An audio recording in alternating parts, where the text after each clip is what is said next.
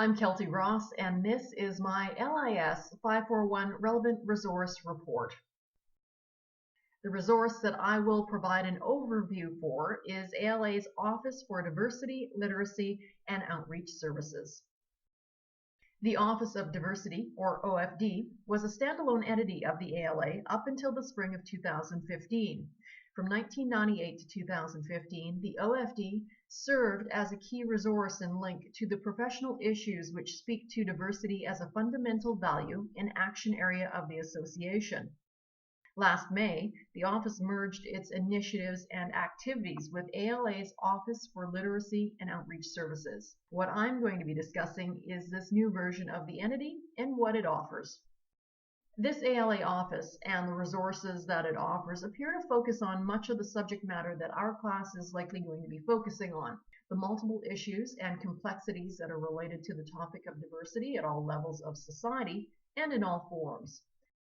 The office's webpage provides access to what they deem at this time to be the best information, services, materials, and opportunities for current library professionals, new staff, and library students to access, related to areas of concern falling under the categories of diversity, literacy, and outreach. The first thing that users of this website are going to see is the office's mission statement. The statement itself, well, it comes across as a bit vague, but that might be on purpose, so as to ensure that when new issues related to diversity arise, they will not be left out of the mix. What follows the mission statement are numerous links that are related to initiatives that this ALA office has either launched or is currently supporting or has supported, projects, various committees and roundtable groups that are in place right now, as well as partnerships with other organizations to address diversity issues. The office also lists an extensive list of resources for library professionals to access. These include materials related, but not limited to, outreach areas such as adult new and non-readers, gay, lesbian, bisexual, and transgender people, older adults, and poor and homeless people. Major resource development areas include strategic planning for diversity, recruitment for diversity, bias in the workplace, continuing education via ALA.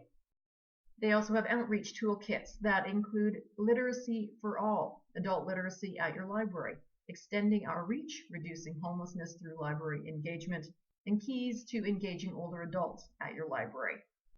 The ALA focuses on diversity issues directly affecting U.S. libraries, so chances are some issues that affect Canada or other countries aren't fully addressed. The ALA's materials could be adapted to suit the needs of other countries if someone in the library field was looking for a frame of reference to deal with a particular issue, though.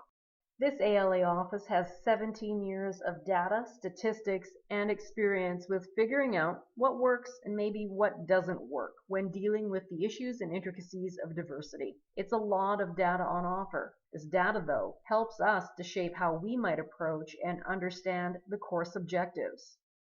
When comparing the course objectives to the materials that we're finding on this ALA webpage, you see multiple meanings of diversity. This is one of the first course objectives on the list. Multicultural perspectives. This is seen through the participation in diversity projects, work groups, and partnerships with visible minorities. Challenges associated with diversity, found through their statistics, surveys, work groups, and research. Sharing first-person experiences, the people in the library profession passing on their knowledge and expertise to future librarians. This ALA resource is a great example of the work that's been done to address issues of diversity. The website identifies groups and outreach areas needing attention and services, details about ongoing development projects, policy that has been developed, and promotional and toolkit resources created to help libraries and their staff. But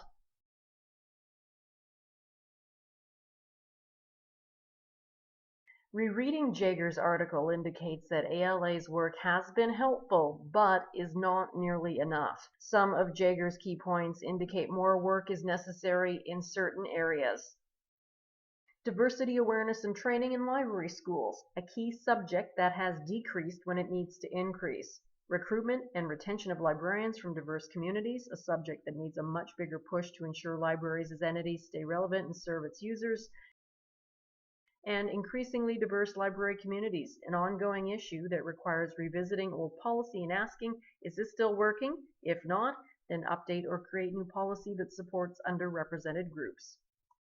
Going through the ALA resources and reading Jager's call for even more focus on diversity, inclusion, and underrepresentation in the library field, it's clear the details that we'll use from this resource are a primer that will lead us to consider how libraries will be used in the future and what services are going to be vital to a diverse community.